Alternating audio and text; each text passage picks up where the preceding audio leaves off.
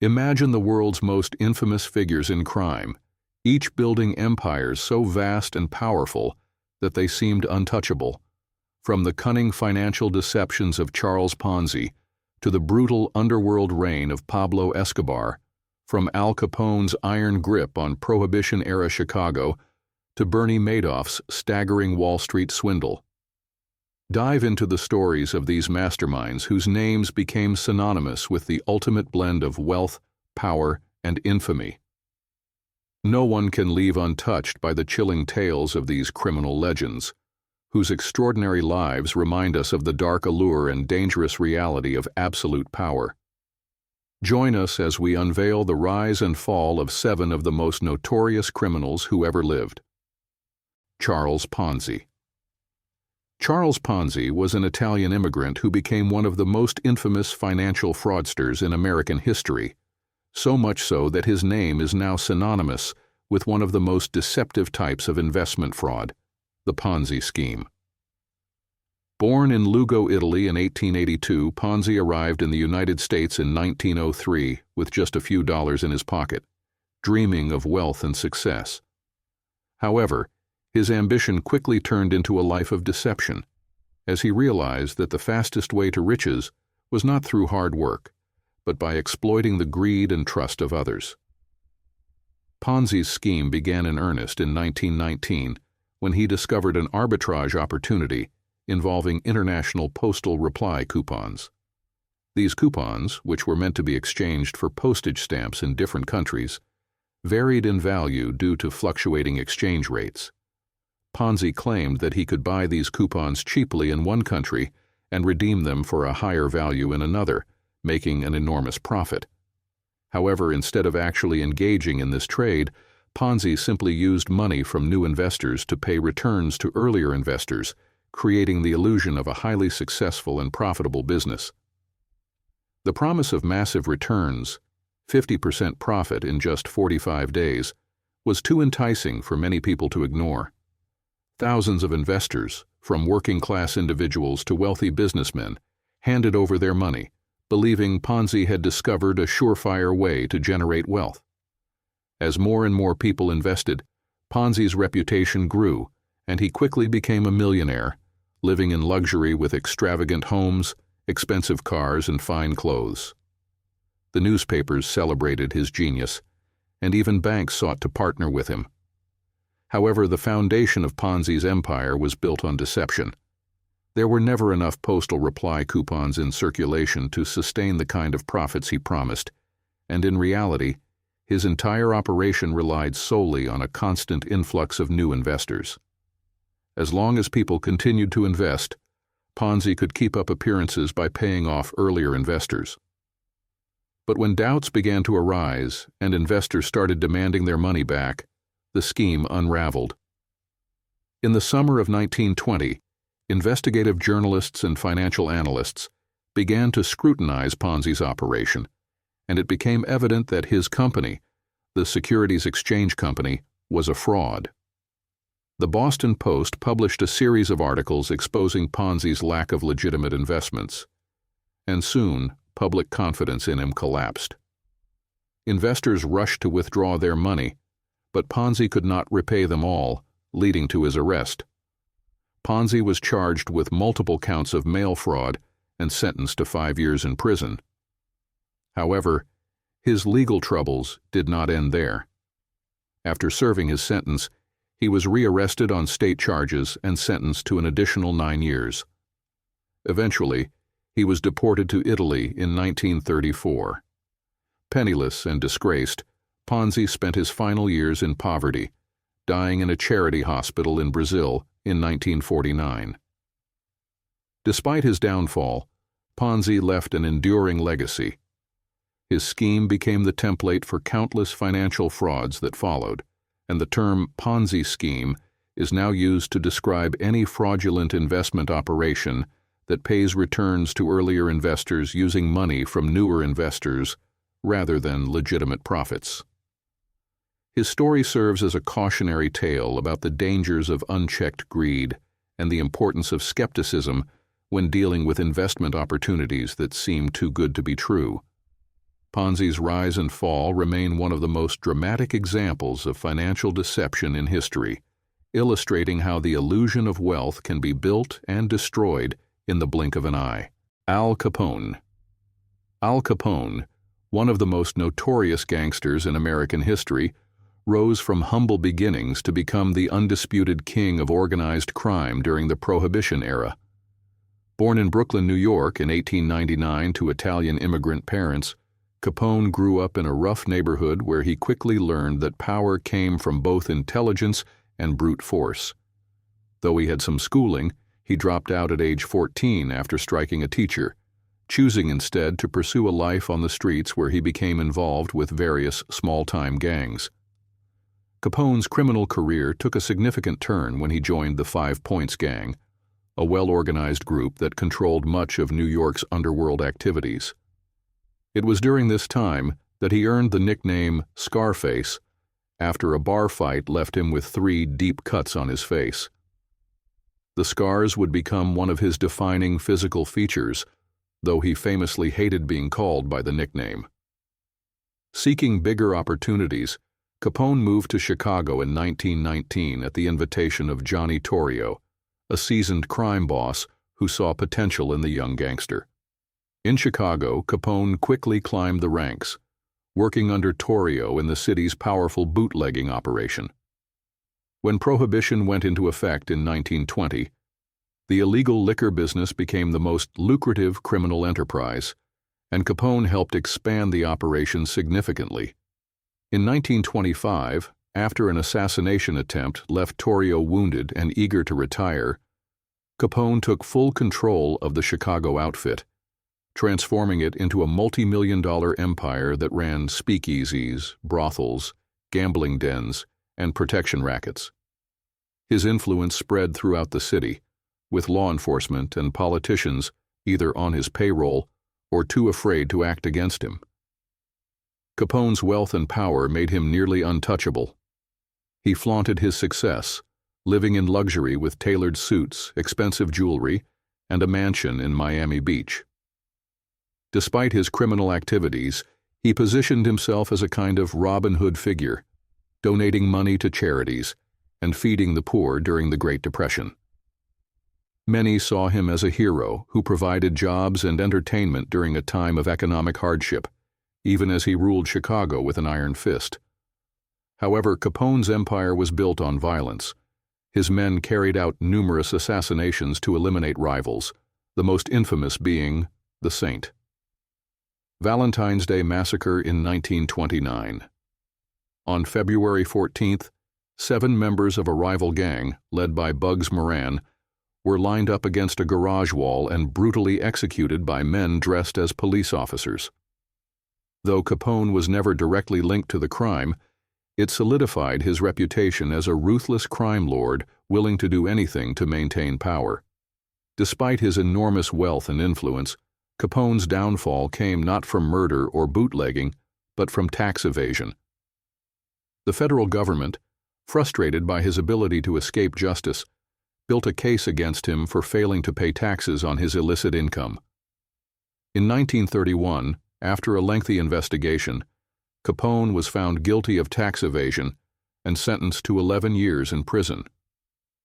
He was sent to Atlanta first, but was later transferred to Alcatraz, where his health deteriorated due to syphilis, which he had contracted years earlier. By the time he was released in 1939, Capone was a shadow of his former self. He retreated to his Florida estate, where he spent his final years battling severe neurological decline. He died in 1947 at the age of 48, a once feared crime lord reduced to a frail and incoherent man. Despite his fall from power, Capone's legacy endures as one of the most infamous figures in American history. His story remains a testament to the fleeting nature of power, proving that even the richest and most feared criminals are not invincible. Pablo Escobar. Pablo Escobar, the infamous Colombian drug lord, built an empire so vast that he was once considered the wealthiest criminal in history. Born in 1949 in Rio Negro, Colombia, Escobar grew up in Medellin, where his ambition and ruthlessness became apparent from an early age.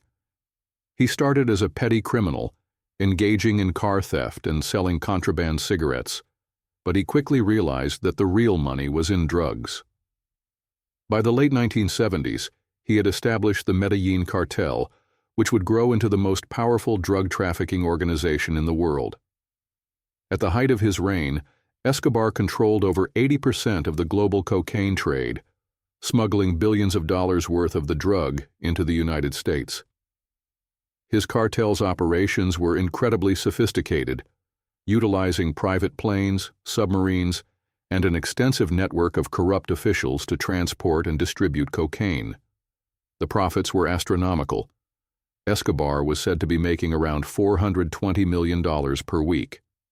His fortune was so immense that he reportedly spent over $2,500 a month just on rubber bands to bundle his cash. He even buried money in fields and warehouses because he had too much to launder. With his vast wealth, Escobar built a luxurious life for himself and his family. He purchased extravagant properties, including Hacienda Nápoles, a massive estate that featured its own zoo with exotic animals, private airstrips, and multiple mansions. He also invested heavily in real estate and businesses to legitimize his wealth. Despite his criminal background, he cultivated a Robin Hood-like image in Colombia by funding housing projects, schools, hospitals, and soccer fields for the poor. This earned him the loyalty of many impoverished Colombians who saw him as a benefactor rather than a criminal. However, Escobar's rise to power was accompanied by extreme violence. He waged a brutal war against the Colombian government and rival cartels, ordering the assassinations of judges, journalists, politicians, and law enforcement officials. One of his most infamous acts was the bombing of Avianca Flight 203 in 1989, which killed 107 people in an attempt to eliminate a political opponent. He also orchestrated the storming of Colombia's Supreme Court, leading to the deaths of nearly half of the country's top judges. Escobar's power made him nearly untouchable for years. In 1991, in an unprecedented move, he negotiated his own surrender under the condition that he be housed in a luxurious self-built prison called La Catedral. The facility was more of a palace than a prison, complete with a nightclub, a waterfall, a soccer field, and a personal staff. He continued running his drug empire from within, entertaining guests and orchestrating murders. However, when the government attempted to transfer him to a real prison in 1992, he escaped, triggering one of the largest manhunts in history. For over a year, Colombian authorities, with assistance from the U.S., pursued Escobar relentlessly. In December 1993, he was finally tracked down to a hideout in Medellin. In a dramatic rooftop chase, he was shot and killed by police after a brief gunfight. Some believe he took his own life rather than be captured, as he had once told his family he would do. His death marked the end of an era, but his legacy lived on, with new cartels rising to fill the void he left behind. Despite his downfall, Escobar remains one of the most legendary figures in criminal history. His story has been told in countless books, documentaries, and television series, portraying him as both a ruthless villain and a folk hero.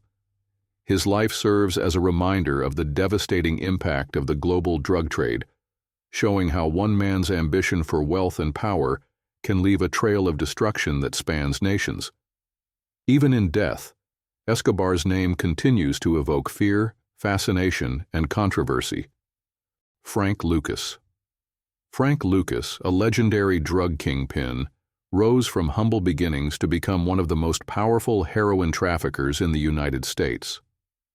Born in 1930 in LaGrange, North Carolina, Lucas grew up in poverty, witnessing racial injustice and economic hardship that shaped his ambition to escape a life of struggle. As a young man, he moved to Harlem in search of opportunity, where he became involved in petty crime before working under the infamous Harlem gangster Ellsworth "Bumpy" Johnson. Johnson, a respected figure in the criminal underworld, mentored Lucas and taught him the ins and outs of organized crime. However, after Johnson's death in 1968, Lucas decided to take control of Harlem's drug trade on his own terms. Determined to cut out the middlemen who controlled heroin distribution, Lucas devised a direct supply chain that revolutionized the drug trade. He traveled to Southeast Asia during the Vietnam War, where he built relationships with heroin producers in the Golden Triangle, a region notorious for opium production. Using U.S. military connections, he smuggled high-grade heroin, known as blue magic, directly from the source, bypassing traditional mafia suppliers. His operation became infamous for allegedly using the coffins of dead American soldiers to transport drugs back to the U.S., though the full extent of this method remains debated. By eliminating intermediaries, Lucas was able to flood the streets of New York with heroin of unprecedented purity at lower prices than his competitors. His operation quickly dominated the market, bringing in millions of dollars a day. With his newfound wealth, he lived lavishly, buying mansions, luxury cars, and expensive suits. Unlike many drug lords who flaunted their wealth, Lucas maintained a low profile, preferring tailored clothes and conservative spending in public. However, his infamous appearance at the 1971 Muhammad Ali versus Joe Frazier fight in Madison Square Garden, where he wore a $100,000 chinchilla coat and hat, attracted unwanted attention from law enforcement. Despite his efforts to remain discreet, Lucas's immense success made him a target. Law enforcement agencies, led by Detective Richie Roberts, began an extensive investigation into his empire. In 1975, after years of surveillance and intelligence gathering, Lucas was arrested during a major raid on his home in New Jersey. Authorities seized millions of dollars in cash and assets, exposing the scale of his drug empire. Facing multiple charges, including drug trafficking and murder, Lucas was sentenced to 70 years in prison. In a surprising turn, Lucas chose to cooperate with law enforcement, providing information that led to the arrest of more than 100 drug dealers and corrupt officials. His cooperation significantly reduced his sentence, and by 1981, he was released from prison under witness protection. However, his criminal lifestyle was difficult to leave behind, and he was arrested again in 1984 for drug-related offenses, resulting in another prison sentence. He was ultimately released in 1991. In his later years, Lucas attempted to reshape his public image, speaking about the dangers of drug addiction and crime. His story gained mainstream recognition through the 2007 film American Gangster, where Denzel Washington portrayed him. The movie revived interest in his life, painting him as both a ruthless businessman and a complex figure shaped by his circumstances. Frank Lucas's legacy remains controversial. While some see him as a brilliant strategist who outmaneuvered the mafia and law enforcement, others view him as a ruthless criminal who devastated communities with heroin. His story serves as a cautionary tale of power, ambition, and the inevitable downfall that comes with a life of crime. Despite his wealth and influence, Lucas ultimately proved that no empire built on drugs and violence can last forever. John Gotti. John Gotti, known as the Teflon Don, was one of the most infamous and flamboyant crime bosses in American history. Rising from the rough streets of New York to lead the powerful Gambino crime family, he became the face of organized crime in the 1980s. His charm, sharp-dressed persona, and ability to evade conviction for years made him a larger-than-life figure in both the criminal underworld and the public eye. Born in 1940 in the Bronx, Gotti grew up in a poor Italian-American family, one of 13 children. From an early age, he was drawn to a life of crime, engaging in petty theft, street fights, and hijacking trucks before becoming a full-fledged gangster. By the 1960s, Gotti had established himself as a ruthless enforcer for the Gambino crime family, the most powerful mafia organization in New York. He quickly rose through the ranks due to his intelligence, fearlessness, and ability to carry out violent tasks without hesitation.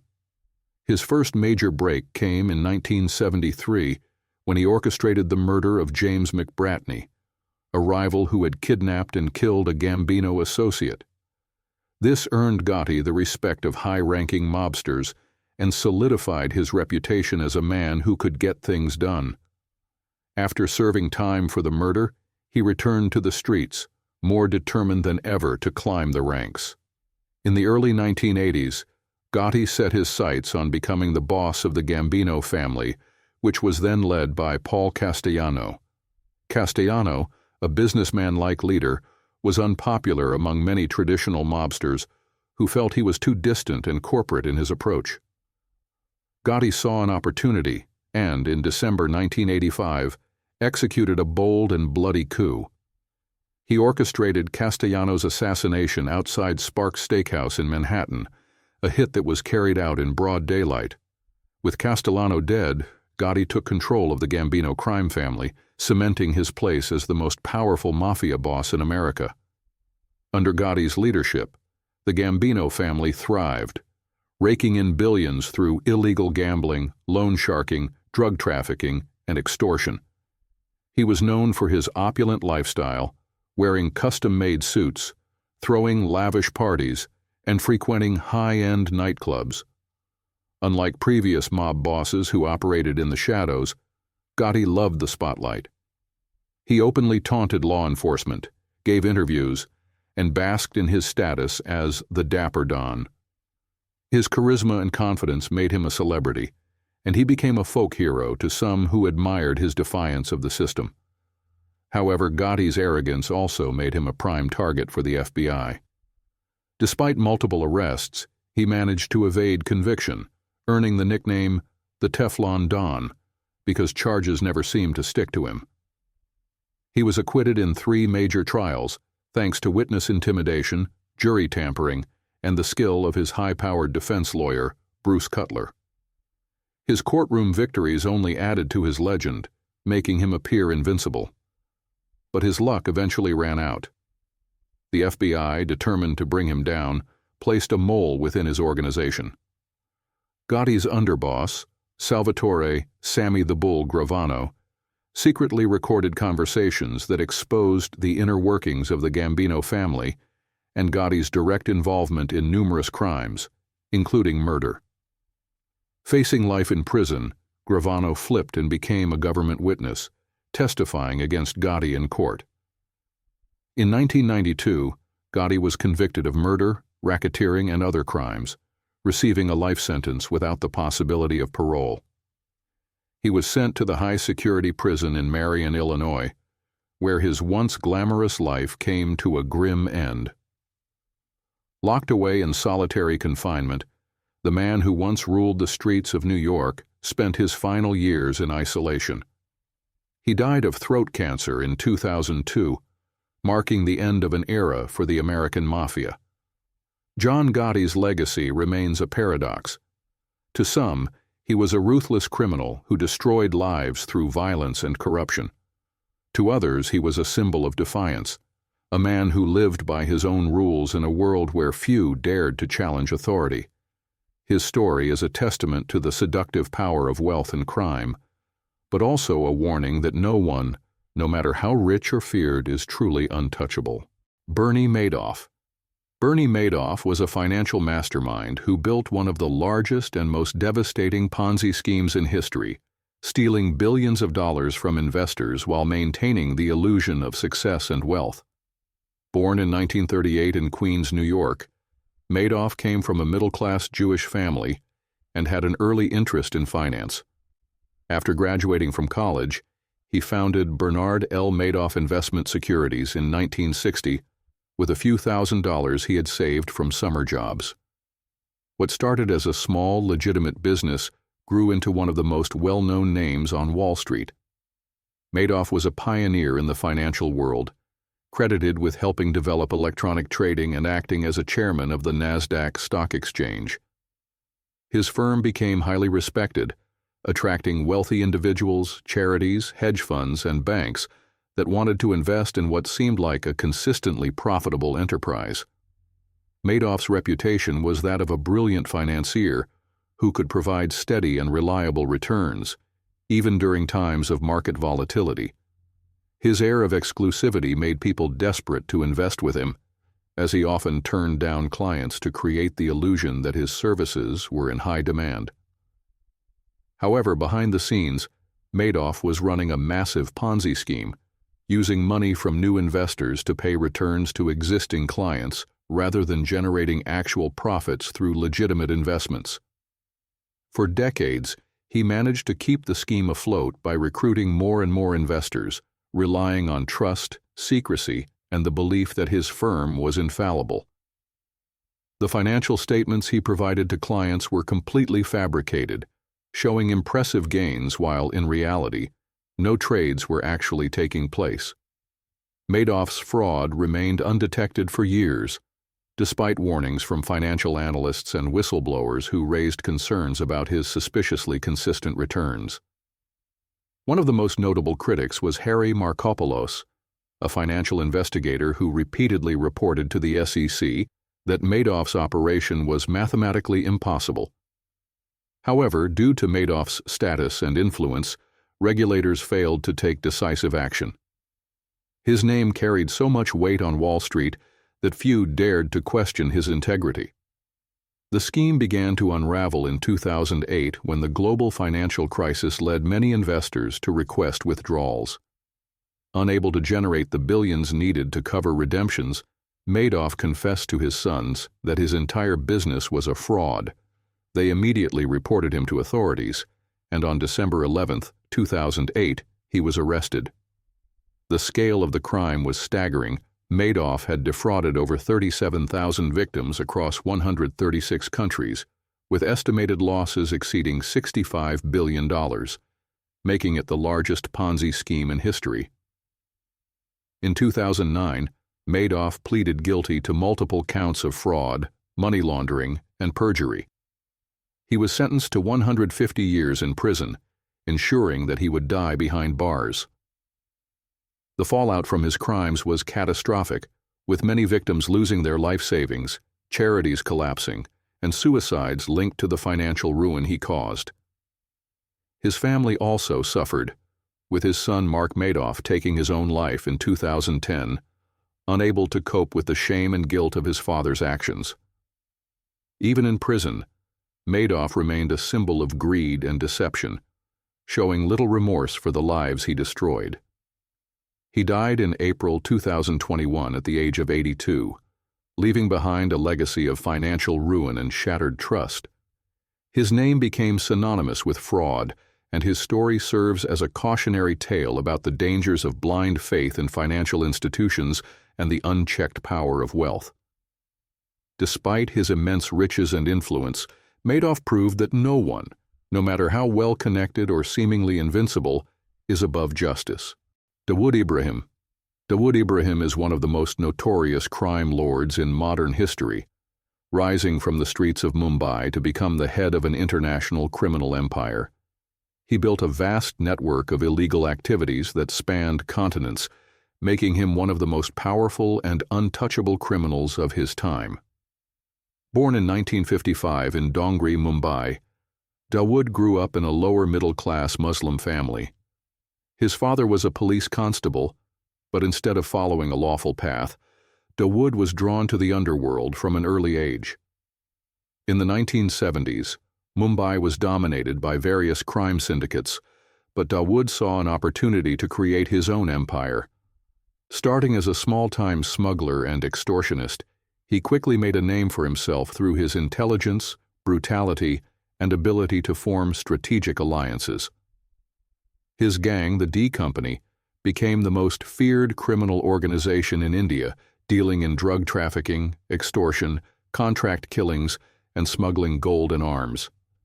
He gained further power by eliminating rivals and forming connections with corrupt politicians and police officials, ensuring that his operations remained largely unchecked. By the 1980s, Dawood had expanded his empire beyond India. He became a key player in the global drug trade, moving massive quantities of heroin from Afghanistan to Europe and the United States. His operations were so sophisticated that they rivaled the world's most notorious drug cartels.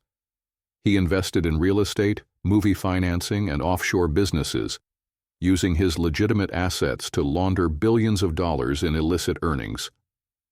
Despite being a fugitive, his influence extended into Bollywood, where he financed films and allegedly had connections with some of the industry's biggest stars. Dawood's name became synonymous with organized crime, but it was his alleged involvement in terrorism that made him one of the most wanted men in the world. In 1993, Mumbai was rocked by a series of coordinated bombings that killed over 250 people and injured more than 700. The attacks were believed to be orchestrated by Dawood in retaliation for the destruction of the Babri Masjid, a mosque that was torn down by Hindu extremists. The bombings were one of the deadliest terrorist attacks in Indian history, and Dawood was accused of being the mastermind behind them. This led to an international manhunt, with India, the United States, and Interpol all seeking his arrest. Despite global efforts to capture him, Dawood remains at large. He reportedly fled India in the early 1990s and found refuge in Pakistan, where he is believed to have been living under the protection of the country's intelligence agencies. He has been linked to extremist organizations such as Al-Qaeda and Lashkar-e-Taiba, further solidifying his status as a major threat to international security. Over the years, various reports have claimed that he has undergone plastic surgery, changed his identity, and moved between Dubai, Karachi, and other secret locations to evade capture.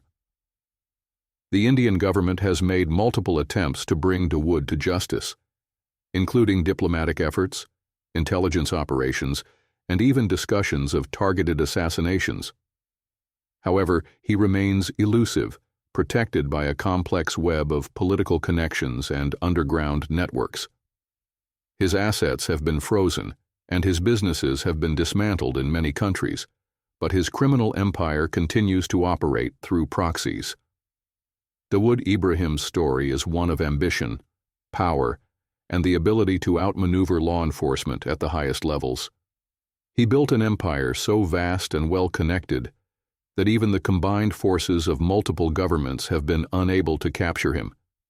His legacy remains one of fear and intrigue, a testament to how crime, terrorism, and global politics are often deeply intertwined.